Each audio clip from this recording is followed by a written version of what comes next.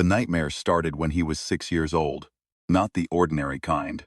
Not monsters under the bed or falling from a building and waking up before impact. These were precise, tactical, almost. A black sky that pulsed with geometric light. A sound like the universe exhaling. The feeling of being watched by something so vast it did not need eyes to see. Chris Gabriel had learned to live inside that feeling the way sailors learn to live with the motion of the sea. You don't get used to it. You just stop fighting it. He was 24 when they came for him on a Tuesday. He remembered the day clearly, because he had been doing something ordinary and embarrassing. Burning toast in his apartment on the 3rd floor of a walk-up in Columbus, Ohio. Wearing the same gray sweatshirt he'd worn for 3 days. Watching the smoke curl up towards the ceiling and not really caring enough to open a window. He had a degree in mechanical engineering he'd never used. A part-time job fixing motorcycles at a shop 2 blocks over, and a recurring appointment at a sleep clinic that had produced 17 pages of data and exactly 0 answers. The men who came through his door did not knock. There were 4 of them. They moved with the patient efficiency of people who had done this many times before. The first through the door was a tall man, with close-cropped gray hair and pale eyes that seemed to be doing math on everything they touched. The others fanned out in a way that left Chris no angles. He dropped the burnt toast. He did not run, partly because there was nowhere to go, partly because there was something in the tall man's expression that was not cruelty. It was closer to relief. "Christopher Gabriel," the man said. "Not a question." "Depends on who's asking," Chris said, which was a stupid thing to say with 4 large men in your kitchen. Stupidity under pressure was a Gabriel family tradition. The tall man's name, he would learn later, was Higgins. He had the bearing of someone who had once been military and then became something that didn't have a name on any org chart. He sat across from Chris in the back of a black SUV. As they drove somewhere Chris couldn't determine because the windows were blacked out. And he spoke for 20 minutes straight, and what he said changed the shape of everything. "The dreams you've been having," Higgins said. "We need to know exactly what you see." Chris stared at him. "Who's we?" "People who are afraid." That was not the answer Chris expected. He had expected something official, government clearance, classified briefing, the rattle of acronyms. Not this. A gray-haired man in a clean suit, sitting with his hands folded in his lap, telling him that the people who had taken him from his apartment in Columbus, Ohio, were afraid. "Afraid of what?" Chris asked. Higgins looked at him steadily. "Of what's coming, and of how little time we have to be ready." They took him to a facility that did not appear on any map. It occupied the bones of an old research campus somewhere in the Appalachians. Long, concrete corridors that smelled of chalk and old paper. Rooms full of equipment that was decades old and decades ahead of anything Chris had ever seen simultaneously. He was given a room with an actual window, which looked out onto a pine-covered hillside where nothing moved. He was given clean clothes.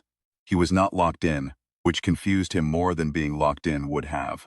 On the second day, they began the tests. Not medical tests, though there were those too. They hooked electrodes to his skull while he slept, and filmed 12 hours of his eyes moving under their lids. They measured his reaction time, his spatial reasoning, his tolerance for sensory overload. They played sounds at him, some human, some that Chris was fairly certain were not, and watched how his brain lit up on their screens. What they were actually measuring, he would understand only later, was his ability to perceive what ordinary human neurology was never built to perceive. The world had known about the Veth for its month that point, though known was generous. 11 months ago, a signal had arrived from a 0.3 light seconds beyond the orbit of Jupiter. A signal in the sense of radio waves or coded mathematics. A signal in the sense that 17 long-range telescope arrays had simultaneously stopped functioning for 4 hours, and when they came back online, every single one was pointed at the same coordinates that corresponded to nothing visible. The governments had sat on it. That was, Chris would learn, the euphemism, sat on it. Truth was closer to collective paralysis. The major space agencies had confirmed the event was real within 48 hours. In 72 hours, someone very high up in 3 separate administrations had made the decision to maintain silence while they figured out what they were dealing with. The silence had now lasted 11 months. In that 11 months, teams like Higgins's had been assembled in 8 countries, with the specific mandate of answering a single question. Why had the signal origin corresponded exactly to a region of space that human radio telescopes had been observing for 60 years and never seen anything in? Chris was 6 years old when the telescopes had first been pointed at those coordinates. He was 6 years old when the nightmare started. The woman who explained this to him was named Mara Voss. She was German, compact and precise in the way of someone who had decided long ago not to waste motion. Dark hair, pulled back, and ink-stained fingers that suggested she still worked with paper even when she didn't have to. She had a physicist's habit of not softening facts for comfort, which Chris found he preferred. "You are not the only one," she said. On the third morning, sliding a folder across a table, in a room that smelled of coffee and dry erase markers, "We have identified 14 others worldwide, all between the ages of 22 and 31, all with the onset of recurring nightmares between the ages of 5 and 8, all with measurable anomalies in how their brains process certain electromagnetic frequencies." Chris opened the folder. Photographs. Teen faces looking back at him from profile shots, the kind taken without someone's knowledge. A fisherman in the Philippines, schoolteacher in Lagos, a truck driver from outside Krakow, a teenage girl in Seoul. "What kind of anomalies?" he said. Mara set a chart in front of him.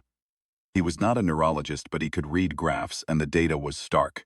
A region of the brain, deep in the thalamus, that, in every one of these 14 people, showed activity patterns that matched the electromagnetic signature of the original signal. "They sent something," Mara said. 11 months ago, when they let us see them, they sent something. And some human nervous systems, a very small number, received it. Your brains have been processing it ever since. That is what the nightmares are. Fear. Data." Chris sat with that for a long moment. Outside, rain had begun to move down the hillside, bending the tops of the pines. "Kind of data?" he asked. "We don't know yet," Mara said. "That is why you're here." The man who taught him to fight was named Volkov, and he looked exactly like someone who had been hired to teach a person to fight. Wide through the shoulders, hands like geological formations, and a face that seemed to have been used as a test surface for whether pain left marks. He was Ukrainian, spoke 5 languages, and felt things deeply in all of them. Though he expressed this primarily through silence and occasionally through a dry humor that arrived without warning and hit very hard.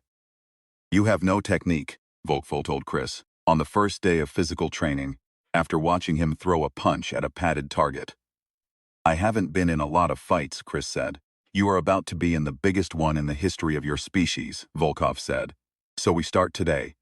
He was not wrong, though the training was not what Chris expected. Volkov was not trying to build a soldier. He was trying to build something more specific, a person who could function and think and make decisions under conditions of extremity that no human training protocol had ever been designed to address. The drills were strange. Holding absolute stillness in conditions of sensory chaos, moving through obstacle courses blindfolded, navigating by sound and air pressure alone.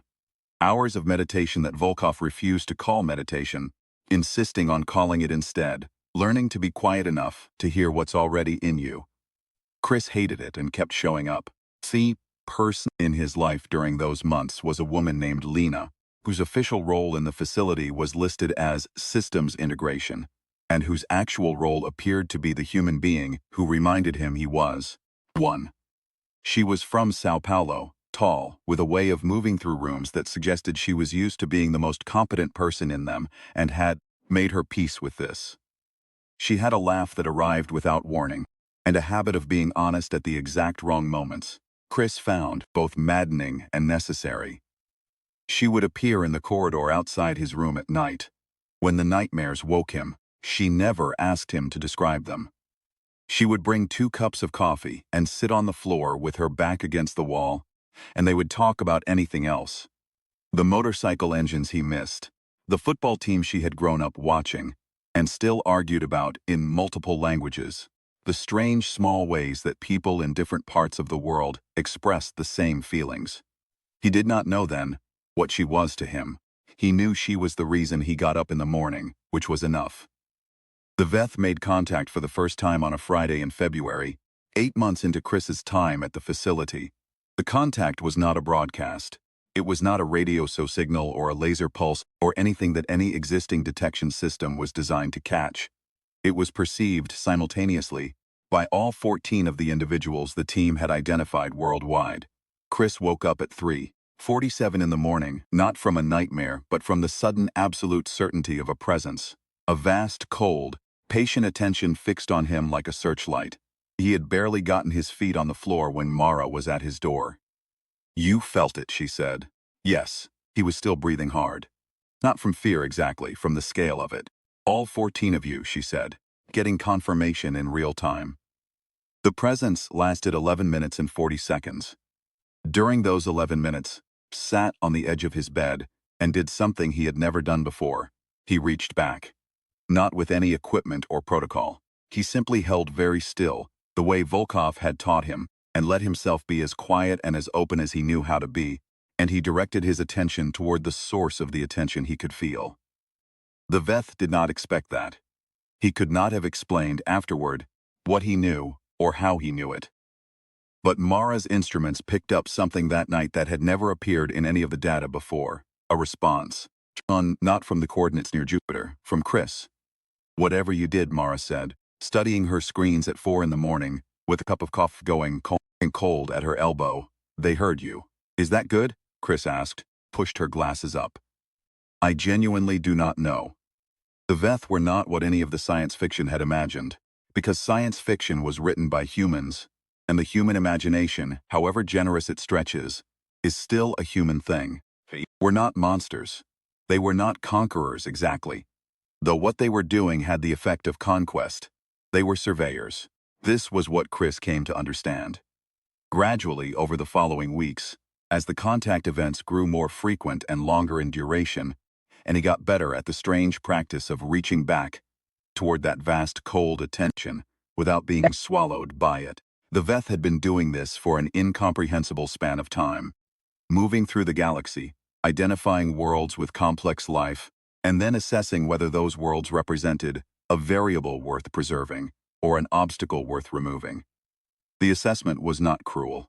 That was the thing that was hardest to communicate to the people in the briefing rooms, the ones who wanted the Veth to be monsters because monsters could be fought. The Veth were not cruel. They were enormously old and enormously patient and entirely sincere in their calculations.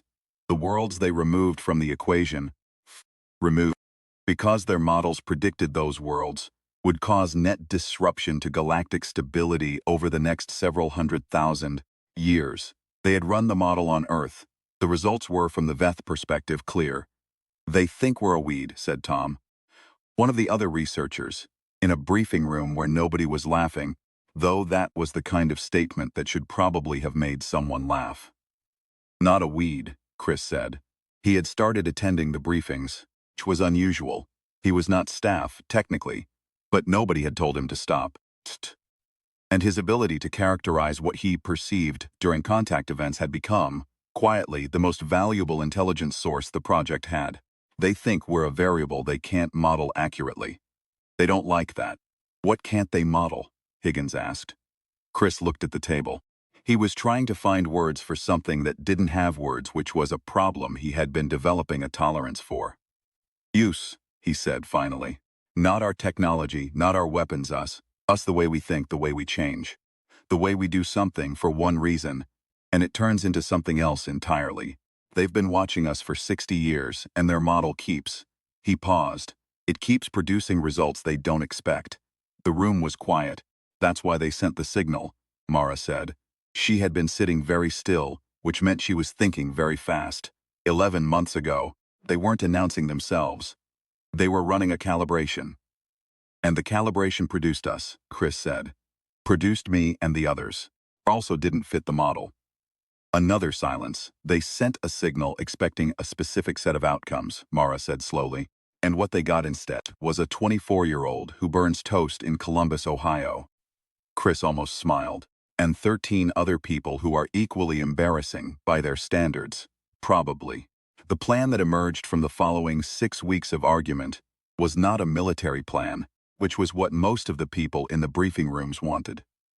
It was not a diplomatic plan, which was what a different set of people wanted. It was something that had no real precedent in the human experience of conflict, because no previous human conflict had involved an adversary whose primary weapon was a calculation. What Chris proposed, haltingly, 4 drafts and 2 complete restarts, sitting at a table with Mara and Higgins and Lena, and a rotating cast of people who were smarter than him in specific ways and not smarter than him in others, was this: give them something they can't model, not chaos for its own sake, defiance for its own sake. Something harder to produce, genuine, irreducible human complexity. The thing the Veth had been trying to calculate for 60 years, and kept failing to pin down. The variable that kept breaking their predictions. They're looking for a reason to remove us, Chris said. They want a clean answer, so we make sure there isn't one. How? Higgins asked. By being exactly what we are. He said that with more confidence than he felt. He felt, in truth, terrified, which was appropriate, given what was being asked. But he had learned, in the months at the facility, to be terrified and functional simultaneously, which Volkov had always maintained, was the only form of courage worth cultivating. The second contact was not requested. It arrived on a Wednesday morning at 5:00 am GMT, and this time, it was not a passive transmission. The Veth were initiating a direct perceptual exchange, which was an event that the facility's instruments registered as approximately the most significant thing that had ever happened. In 7 rooms across 4 continents, all 14 of the signal-sensitized individuals woke simultaneously. In the basement lab at the Appalachian facility, every screen lit up. Chris was already awake. He had been sitting cross-legged on the floor of his room in the dark, waiting, the way Volkov had taught him to wait, without expectation, without armor, just present. When the Veth attention arrived, it was like stepping into a space that had no walls. He had learned to hold himself together in that space, not by resisting it but by remembering, specifically and concretely, what he was. The smell of motor oil and burnt metal from the repair shop, the weight of a wrench in his hand. The sound of Lena's laugh in the corridor at 2 in the morning. His mother's voice on the phone when he called on Sundays, asking if he was eating enough, which he never was. These were not weapons. They were anchors. And they were things the Veth, all their vast and patient intelligence, had no framework to process. He held those things and reached toward the source of the attention, and he did something that nobody had done in the 60 years the Veth had been watching Earth. He initiated. What followed lasted 47 minutes and was perceived, on the human side, only by Chris. Though the instruments captured the electromagnetic signature of what his brain was doing, and would take 17 months to fully analyze, on the Veth side, Chris could feel what it produced. A kind of deep stillness that was not their usual quality of cold patience. This was different. This was something closer to surprise. He talked to them, not in language. There was no shared language. Would not be for a long time. But in the currency they had chosen for the original signal, which was perception itself. He showed them things. Not arguments, not evidence. Things. The way humans build things they know won't last. The way a person sits with someone who is dying and makes bad jokes because there's nothing useful to say, and the jokes are a way of saying I am here. I am with you, I will stay. The way a child in a destroyed city finds a piece of colored glass in the rubble and holds it up to the light. The way people who have been terrible to each other for generations sometimes stop and don't know why and can't explain it even to themselves. The way a species keeps making art in the middle of catastrophe, keeps singing, keeps building things that have no practical function, keeps insisting on the value of experiences that have no survival benefit. The way a man who has been having nightmares since he was 6 years old gets up every morning and burns toast. The Veth were very still. Did not know what they were doing with what he showed them. He did not know if it would work. He knew that it was real, which was the only thing he'd been able to think of to offer that their models couldn't anticipate. Reality, full and irreducible and strange. Lena found him afterward on the floor of his room, not unconscious but somewhere adjacent to it. She sat beside him and did not ask what had happened. She put a cup of coffee in his hands. Well, she said. I don't know, he said. His voice sounded like it had traveled a long distance. Did they hear you? He thought about the deep stillness. The quality of it. The way it was different from the cold patience that had been their constant register. Yeah, he said. They heard me. The reply came 31 days later. It was not another contact event. It was a change in the coordinates near Jupiter. The instruments that had been darkened 11 months ago came back online and pointed themselves, not at the original signal origin, but at Earth. From that new direction came something that Mara spent 4 days analyzing before she would say anything about it.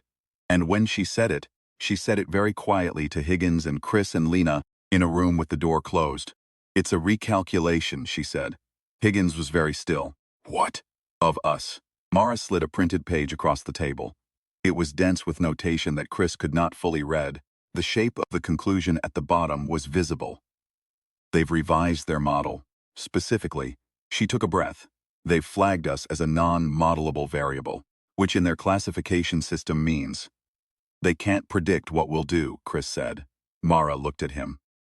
In their 60-year record of assessment, they have never encountered a species they couldn't model. The inability to complete a prediction is, them categorically significant. It means the variable is, she checked her notes, not because she needed to, but because she wanted to get the translation exactly right. It means the variable is alive in a sense they don't have full framework for. The room held that for a long moment. So they're not going to remove us, Higgins said. They're not going to remove us. Mara confirmed.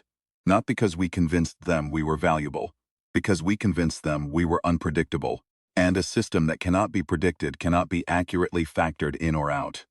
To remove us, in their logic, itself, be an unpredictable act, because they don't know what we'd do next, and they don't know what the space we leave behind would become, and they can't run that model. Chris stared at the page. He thought about the 47 minutes, the way he'd sat on the floor in the dark before them, the things he'd chosen to show.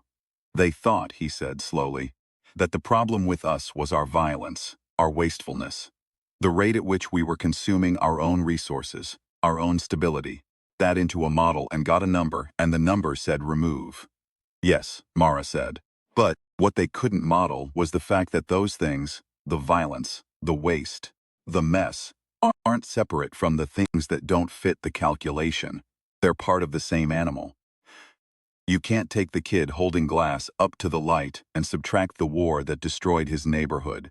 Can't take the joke at the deathbed and subtract the grief. It's all the same thing. Yes, Mara said more quietly. And they couldn't find an edge to it, Chris said. They couldn't find where it stopped. Every time they thought they had the shape of us, we did something else. Lena was watching him. She had been watching him since he started talking, with an expression that was not quite proud and not quite sad, and was something he didn't have a word for. We're too complicated to kill cleanly, Tom said, from the corner of the room. He said it with something that was almost inappropriate under the circumstances, but wasn't quite.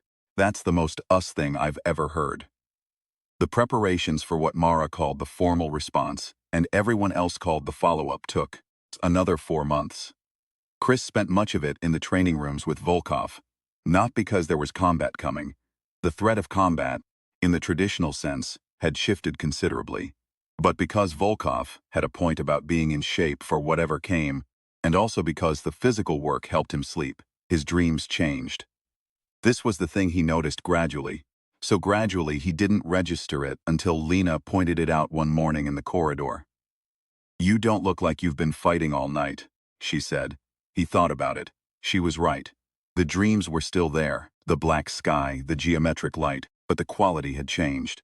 They felt less like something happening to him, more like correspondence. They're still talking, he said. Through the dreams? Whatever they sent 11 months ago. The thing that's been in my head since I was 6. He paused. I think it was always meant to be two-way. I think they sent it and expected the signal to go dark, the way it does with most species. Ours kept. He gestured, trying to find the word. Talked back, Lena said. Kept evolving, producing new responses they hadn't anticipated. He shrugged. We are very hard to shut up. She laughed at that. Her laugh, as always, arrived without warning and hit very hard, and he thought, not for the first time, that he wanted to spend a long time making sure she kept doing that. On the day of the formal response, the whole facility gathered in the main monitoring room. All of the researchers, all of the support staff, even Volkov, stood in the back with his arms folded, and the expression of someone who had seen many improbable outcomes and had learned to maintain realistic expectations. Chris sat in the center of the room in a plain chair and closed his eyes and did what he had learned to do, became quiet. Let the noise of his own thoughts settle. Found the specific frequency that had been running in him since childhood, the signal in the nightmare, the thing the Veth had put there 60 years ago, not knowing that some of what they planted would grow. He reached out. This time the contact was immediate and steady. The Veth presence was vast and cold and patient, exactly as it had always been, but there was something in it now that had not been there before. Quality of attention that was different from survey. This was closer to regard. He held himself open and let them look, and what they saw was everything. Not the best of humanity, not the worst, but the whole tangled actual thing.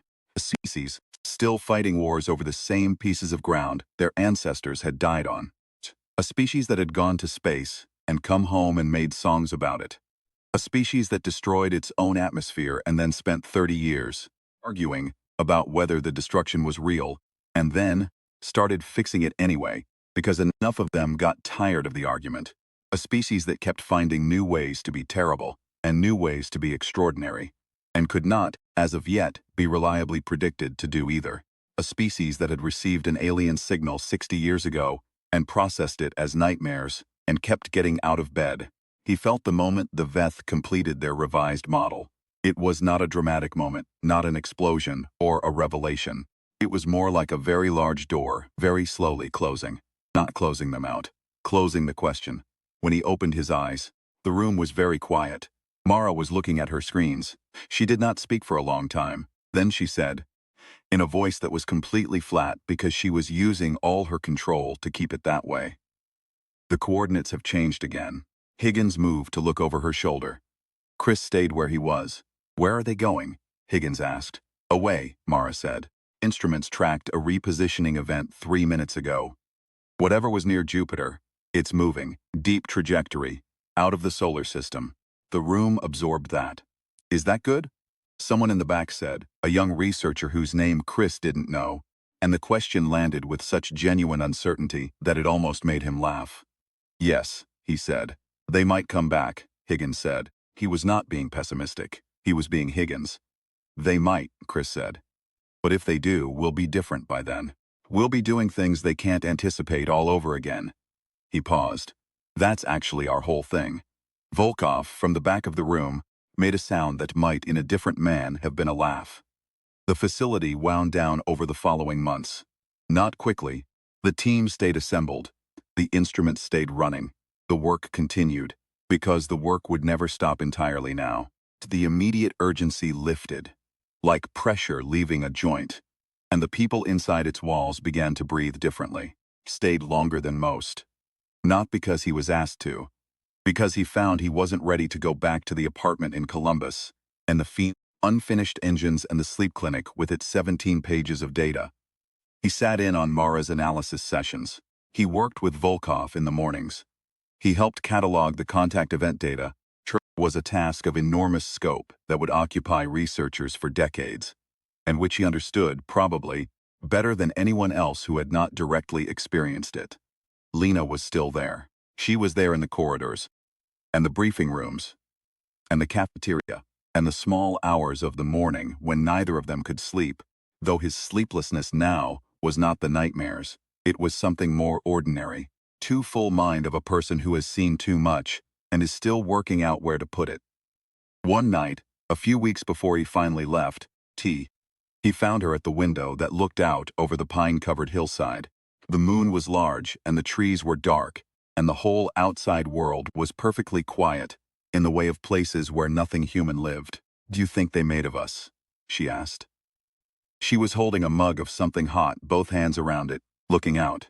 He thought about it. 47 minutes on the floor of his room. The geometry of their attention. The deep stillness at the end of it. I think, he said, they found us more trouble than we were worth. in the best possible way. She turned to look at him. The moonlight was doing something to her face, and he was aware of his own heartbeat in the way you only are when something matters. "Do you think they'll tell others?" she said. "Other species, whatever they run into next. Do you think they'll say, 'Watch out for these ones. Behave predictably'?" "Probably," he said. "I hope so. That's a weird thing to hope for. We're a weird species." She was quiet for a moment then. "Do you still have the dreams?" "Yeah," he said it without weight. It was just true. "But they're different now. Less like being chased, more like correspondence. Like they left something running.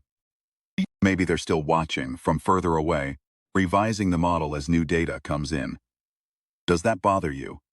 He thought about being 6 years old and waking up in the dark with the feeling of an enormous attention. He thought about how he had carried that his whole life, alone, with no framework to understand it. Burned toast and fixed motorcycles and went to a sleep clinic and answered 17 pages of questions. "No," he said. "Let them watch. We'll give them plenty to revise." She laughed, and it arrived without warning and hit very hard, and outside the pines moved in whatever wind was passing through, dark and quiet and enormous. He had been afraid for a long time that the thing inside him, the signal, the frequency, the 60-year-old piece of alien architecture lodged in his thalamus, was going to cost him something he couldn't afford to lose. His peace, his sleep, his sanity, some fundamental sense of being a person and not a receiver. What he had learned in the facility and in the contact events and in the 47 minutes on the floor of his room in the dark was that it had not cost him those things. It had cost him the version of himself that had believed he was ordinary. He was not sure he could miss that version. The debrief lasted 6 days and involved people Chris had never seen before. Serious people with serious haircuts who worked for governments and institutions whose acronyms he didn't recognize. They sat across from him in low-lit rooms and asked careful questions and wrote down his answers in the way of people who were not sure yet how to classify what they were writing. He told them what he could. Some of it they understood. Some of it they wrote down, with the expression of people who intended to understand it later, once they had found a framework. There was no framework. He could have told them that and saved them some time. The question they kept returning to, in different forms and from different angles, was this: why had it worked? Not as a matter of policy or strategy, they seemed to accept grudgingly the outcome, but the mechanism, the process. Why had a 24-year-old with no security clearance and a history of bad sleep, sitting on the floor of a room in a research facility in the Appalachians, managed to change the calculation of a civilization that had been making calculations like this for longer than human language existed? Chris told them the same thing each time, and each time they wrote it down as if they thought a different phrasing would crack it open. "Because I wasn't trying to win," he said. "I was trying to be real." He explained it the best he could. The Veth ran models. Models required clean inputs. A species could be modeled if you could identify its dominant patterns: territorial aggression, resource acquisition, hierarchical social behavior, population growth curves, technological adoption rates. These were measurable things. These were things that fit into equations. What couldn't be modeled was the space between the dominant patterns. The exception, the deviation. The moment someone does something that serves no clear survival function and cannot be attributed to any pressure in the environment. The moment someone says something kind when cruelty would have been easier, or creates something useless and beautiful in the middle of a crisis, refuses to calculate. Not out of stupidity. Out of some quality that didn't have a name in the Veth's taxonomy, because the Veth had never encountered a species whose dominant pattern was the production of exceptions. Every species they survey, Chris said, eventually stabilizes, finds its equilibrium, gets predictable. We haven't. Maybe we will, one of the serious people said. Maybe, Chris allowed, but not today. And they're gone today, so. The serious people wrote that down too. On the 5th day, one of them, a woman who had said very little for the preceding 4 sessions and had the focused quiet of someone processing in real time, put down her pen and looked at him directly. "Were you afraid?" she asked. Not the question he expected. "Yes," he said. "During the contact events." "You afraid then?" "Yes, every time." "Then how did you?" She paused, searching for the word. Function, he said. Yes, that. He thought about how to answer that in a way that would translate to someone who hadn't been inside it. He thought about Volkov, and the obstacle courses in the dark, and the long hours of learning to be quiet. He thought about Lena in the corridor at 2 in the morning with 2 cups of coffee and the specific gift she had of being present without requiring anything from the present moment. You don't stop being afraid, he said finally. You just get better at doing the next thing while you're afraid. And then the thing after that. He paused. It turns out that's hard to model, because a species that keeps functioning while afraid, keeps changing while afraid, keeps building things and making things and choosing things while afraid. A species like that is producing new information constantly. You can't get ahead of the curve. Every time the model catches up, the species has moved. The woman was quiet for a moment. Is that what you showed them? She said, the fear and the function together. Among other things, Chris said. She picked up her pen. She wrote something that took a while. He didn't ask what. The facility itself had a quality, in those final weeks, of a held breath slowly releasing. People who had been moving at the speed of emergency began to move at a different speed. Not slow, but more deliberate, less urgent. The work did not diminish. It transformed. What had been crisis management became research, which was different in quality, less sharp, more patient, with the long horizon of something that would take years. He found himself in the evenings, sitting with Mara over the datasets. She would pull up a segment of the contact event recordings, the electromagnetic signatures from his brain during the 47 minutes, and they would look at it together, and she would tell him what the instruments had captured, and he would tell her what it had felt like from the inside, and together they would try to match these two accounts into something that was truer than either alone. It was slow work. It was good work. Evening, she said without looking up from her screen. Do you know what I think is the most significant thing in this data? Tell me, he said. She pointed to a segment near the end of the 47 minutes, a region where the electromagnetic output spiked and then resolved into a long, steady pattern. This is when they went still, she said. When their attention shifted from survey to regard, as you put it, and look at what your brain is doing in this moment. He looked. The pattern was not what he expected. Not a peak of effort or strain. It was the quietest region in the entire recording. You stopped doing anything, Mara said. You stopped reaching, stopped showing. You just were there. I didn't know what else to do, he said. No, she said. But I think that's what finally broke the model. Not what you showed them. The moment when you stopped and were simply present and waited. No strategy, no performance. Just a human being, in a room, being a human being. He sat with that. They'd never seen that, Mara said. They'd seen aggression, deception, cooperation, calculated cooperation, signaling, defense, but I don't think they had ever seen a species simply sit, simply be, without agenda. It's a very boring superpower, Chris said. It is, Mara agreed, and yet, the morning he left, Volkov shook his hand in the parking lot with the grip of a geological formation. He said, You were terrible when you arrived. I know, Chris said. You got less terrible, Volkov said. This is the whole point. Mara gave him a copy of the full data set on a drive the size of his thumb. She said it would take him years to get through it, and that she expected he would. She was right. Higgins walked him to the car and said, very little, which was how Higgins expressed everything that mattered. Chris drove back to Columbus with the window down, and the late spring moving through the car. He had called the motorcycle shop, and they had said yes, he could come back whenever he was ready. He was ready. His hands missed the work. The specific satisfaction of a broken thing coming back together under deliberate attention, the way a problem yielded if you understood it well enough. He thought about the Veth on the long drive, their vast cold patience, the moment the attention had shifted.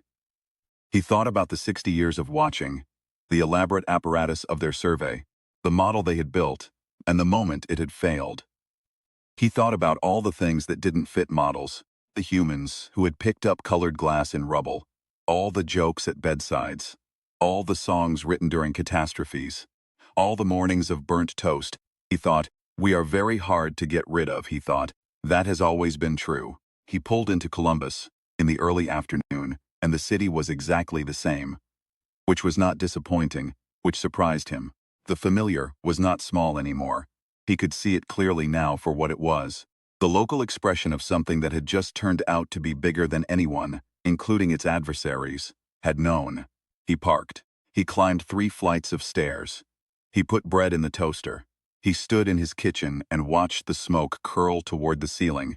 And outside his window, Columbus was doing what it always did, which was exactly whatever it felt like doing, which could not be predicted. Toast burned. He didn't open the window. He stood there in the smoke and the late spring light, and he was not afraid. They were watching, probably, from very far away, revising their models, producing results they didn't expect. Good, he thought. Keep watching. Just getting started.